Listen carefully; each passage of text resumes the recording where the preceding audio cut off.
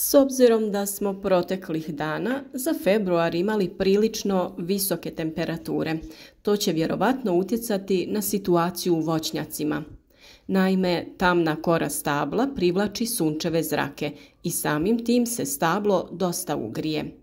To je biljci dovoljan povod kada nekoliko dana imamo takve vremenske uslove, da pomisli da je proljeće i lagano krene sa razvojem.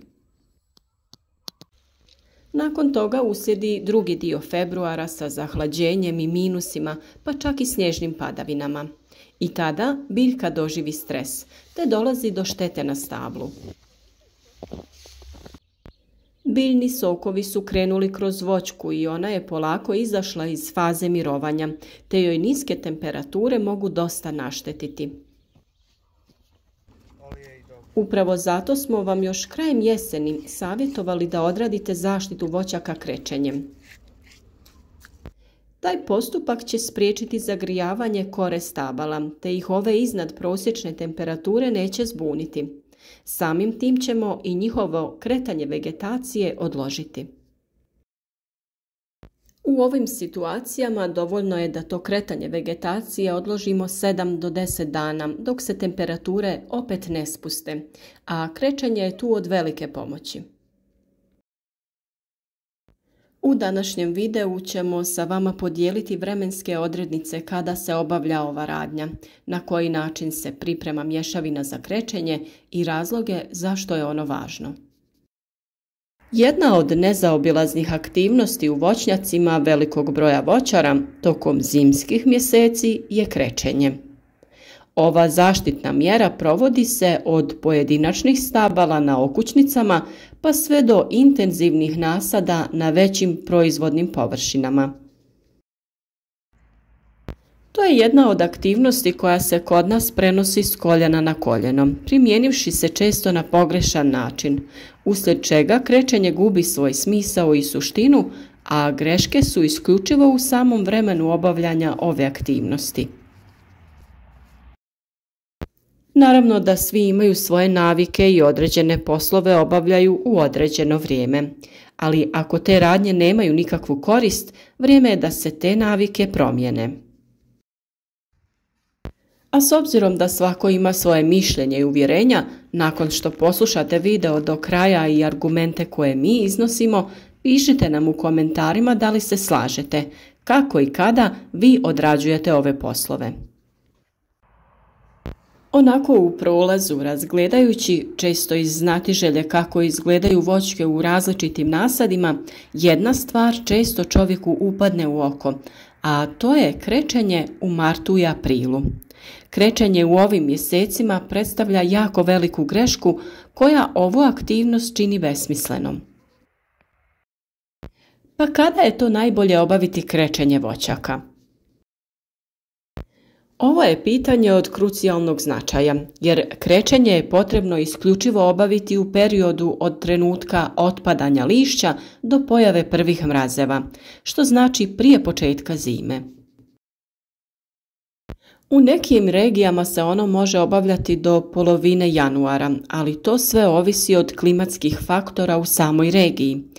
Ako zima obiluje velikim brojem kišnih dana, uslijed čega dođe do ispiranja boje sa stabla, poželjno je ponoviti krečenje početkom proljeća. Jedino sa pravovremenim krečenjem ono ima svoju punu efikasnost. Krečiti početkom proljeća je samo bespotrebno trošenje novca kao i vremena kojeg u poljoprivrednoj proizvodnji uvijek imamo malo, jer borba sa klimatskim faktorima, bolestima, štetnicima i na kraju tržištem je neprestana. Krečenje je veoma značajno iz većeg broja razloga, kako u voćnjacima u hladnijim regijama sa većom nadmorskom visinom, tako i u nešto toplijim regijama. Naime, krečenje debla i ramenih grana je stara i jeftina mjera borbe protiv mraza. Ona se prvenstveno preporučuje kod koštičavih voćnih vrsta koje brzo reaguju na temperaturne promjene u toku zime. Okrečena stabla se sporije zagrijavaju jer bijela boja odbija sunčeve zrake, čime se smanjuje zagrijavanje kore voćaka, a samim tim i usporava kretanje vegetacije. Nagle temperaturne oscilacije u toku dana i noći, kada je kambijum počeo aktivnost, dovode do pucanja kore, uglavnom sa južne i jugozapadne strane gdje su kolebanja najveća. Sokovi koji krenu kroz voćku zbog naglog zahlađenja mogu izazvati smrzavanje, koje dovodi do pucanja sprovodnih snopova, kapilara i kore, odnosno do pojave mrazopuca. Upravo ta mjesta mogu biti u rano proljeće idealna staništa za razvoj gljivičnih i bakterioloških infekcija. Krečenjem drveća pomjeramo kretanje voćaka u proljeće, pa izbjegavamo štete na stablu i pupoljcima uslijed pojave ranih proljetnih mrazeva i naglih temperaturnih kolebanja. Upravo krečenjem se usporava kretanje vegetacije minimum 7 do 10 dana, zbog toga što bijela boja reflektira sunčeve zrake i usporava kretanje vegetacije. Krečenje ovom mješavinom ima insekticidno djelovanje, a djeluje i dezinfekcijski, utječući na prezimljavajuće forme bolesti i štetnika, a također i kao repelent za glodavce.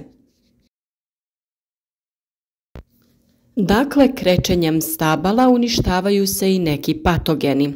Najbolje ga je obaviti poslije tretiranja voća sredstvima na bazi bakra, to jest poslije plavog prskanja, krajem novembra ili početkom decembra, a najkasnije sredinom januara. Bitno je da se to radi po suhom vremenu i kada je temperatura zraka oko nule.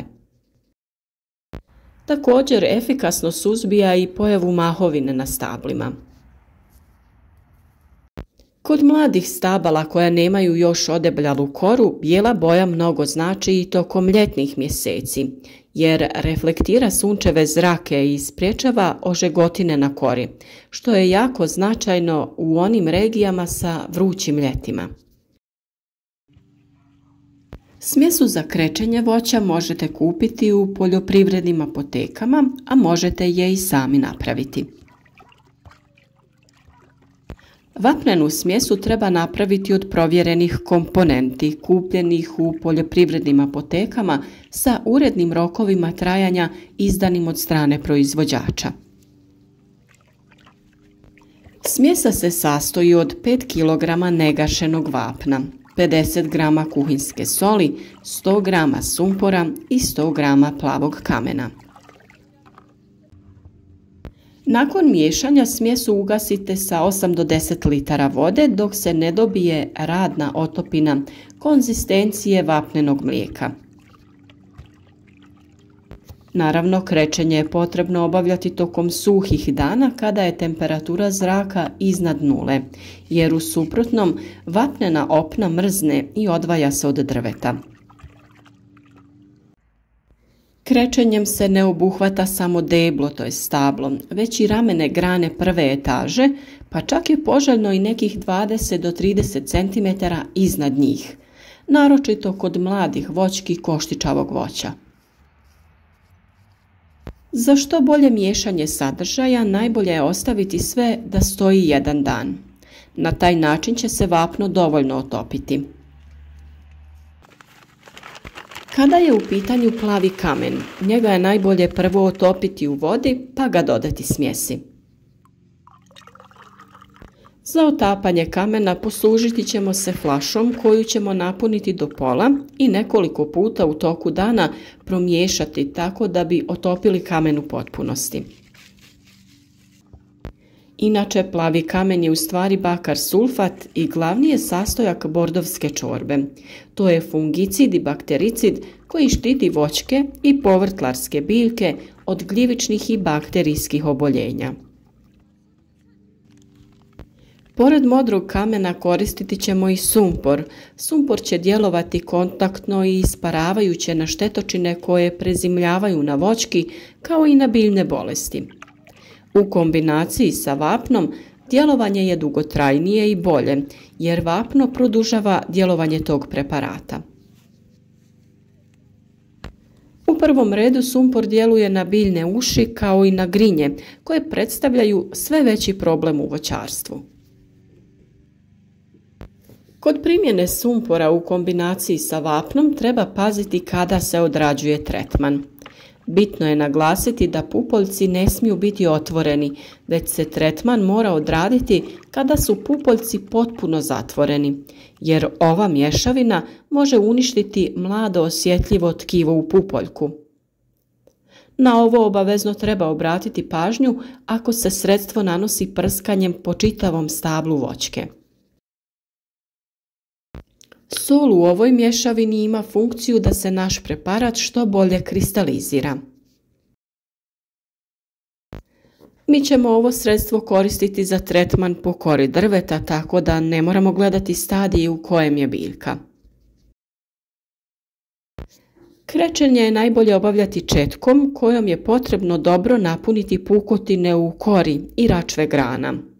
Tokom krečenja smjesu je također potrebno sa vremena na vrijeme promiješati kako ne bi došlo do taloženja. Prilikom krečenja boja na stablu će biti prozračna jer je još uvijek vlažno, ali sušenjem će doći do pojave bijele boje.